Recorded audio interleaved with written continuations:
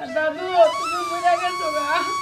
আমার দাদুটা আমার কত আদর করতো রে, আমার দিলি চকলেট এনে দিত না, আমার কেন চকলেট এনে দিব? এই মেজো সেজো ছোট তো বাবা তো মারা গেল, তো বাবা লাশটা তো দাফন করতে হবে, দাফনের ব্যবস্থা। এই রাখেন, আপনারা কি লাশ দাফন কাফন করবেন? আমার এখানে কথা আছে। তোমরা এখানে চাই ভাই ওষুধ দিতেছ, এই যে লাশটা এখানে শুয়ে আছে তার কাছে আমি 5 লক্ষ টাকা পাবো। সে হঠাৎ করে মারা গেছে, এখন এই টাকার ফয়সালা না কইরা আপনারা লাশ দাফন করতে পারবেন না, আমি লাশ দাফন করতে দেব না। কি বলেন আপনি? আপনি আমার বাবার কাছে 5 লক্ষ টাকা পাইবেন? হ্যাঁ, এখন কি শুনাইলেন আপনি? এত টাকা আমি একটা বেকার মানুষ কিভাবে দিব? আমার ভার্সিটিতে ভর্তি হতে 50,000 টাকা লাগে, এই টাকা আমি দিতে পারতেছি না, আমি কিভাবে দেবো? এই শোনো, তুমি কিন্তু 1 টাকাও দিবে না। আমাদের ছেলে মেয়ের ভবিষ্যৎ আছে না? বাবা তো মরে গেছে, এখন টাকা দিলে কি সে ফিরে আসবো? এই ঋণ তো আর ঋণ করে তো আমাদেরকে দেয় নাই, আমরা কি জন্য দিব? যা করার ওরা 3জন করবে, হ্যাঁ। তুমি 1 টাকাও দিবে না। না ভাই, আমি টাকা দিতে পারবো না। লাশ দাপন হইলে হোক, না হইলে না হোক। তোমরা ছেলেদের এবং ছেলের বউ, যেটা লজ্জাজনক বিষয়, সবার কথা শুনলাম আমি। শূন্য এখন আমি সিদ্ধান্ত নিছি, যত কতই বলো, যত ভঙ্গি করো, আমি টাকা না পাওয়া পর্যন্ত এই লাশ দাফন করতে দেব না। থামেন, আপনি আমার দাদার কাছে 5 লাখ টাকা পাইবেন তো? আমার মা তো মরে গেছে, আমার মা যে যত গয়না কাটি আছে এই সব বিচ্ছ হইলো আপনার, আমি 5 লাখ টাকা দুমু, আমার দাদার লাশ আমি দাফন করব। হ্যাঁ বাবা, তুই ঠিকই কইছস। আর আমার বাবা এই কতগুলো অকৃতজ্ঞ ছেলে জন্ম দিয়ে গেছে আমাদের কাছে, এতগুলো সম্পদ আমাদের ভাইদের কাছে আমাদেরকে দিয়ে গেল। বাবা আজকে 1 লক্ষ টাকা করে লাগে বা 1,25,000 টাকা করে খরচ দিয়া ওনার জানাটা পরিশোধ করতে পারি না করে সেরা এরা ওই একজন বউর কথা শুনে দিতে চলে গেছে, আরেকজন ভার্সিটিতে ভর্তি দিতে পারতো না, আরেকজন বেকার। কিন্তু তুই তো বাবা যে কথা কইছস যে তোর মার স্বর্ণ অলঙ্কার যা আছে সব বিক্রি করিয়া সব করম কইরা তো তোর দাদারে কথার তোলে রাখুম না, ওনার জানা পরিশোধ করে আমরা হ্যাঁ এই লাশ দাফন করম। আর তোরা অন্তত দেনা না দিতে পারছ, আমার বাবার লাশটা হলে দাফন করিস, এই দেনা আমি পরিশোধ করে দিতেছি।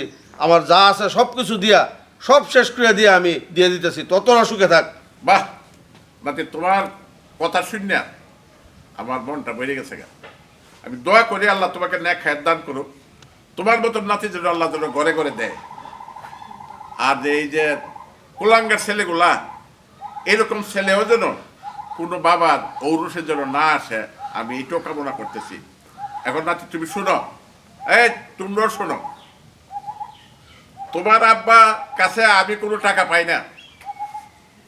তোমার আব্বা আমার কাছে 1 কোটি টাকা ব্যাংকে জমা রেখে তার পাসওয়ার্ড আমার কাছে দিয়ে গেছে, দিয়ে বইলা গেছে আমার মৃত্যুর পর যদি আপনি বেঁচে থাকেন তাহলে আমার যোগ্য ছেলে যে হয় তার কাছে এই কার্ডটা দিবেন এবং পাসওয়ার্ডটা বলবেন, আর অন্য কাউকে দিবেন না।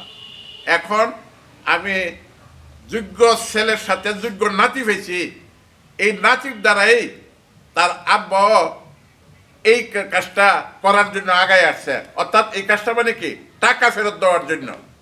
যে কারণে আমি খুশি হইয়া মনে প্রাণে তাদের জন্য দোয়া করতেছি এবং টাকাটা পাসওয়ার্ডটা আমি দিয়ে দেব, আপনারা কার্ডটা গ্রহণ করেন। এটার মধ্যে 1 কোটি টাকা আছে, লোন আপনারা।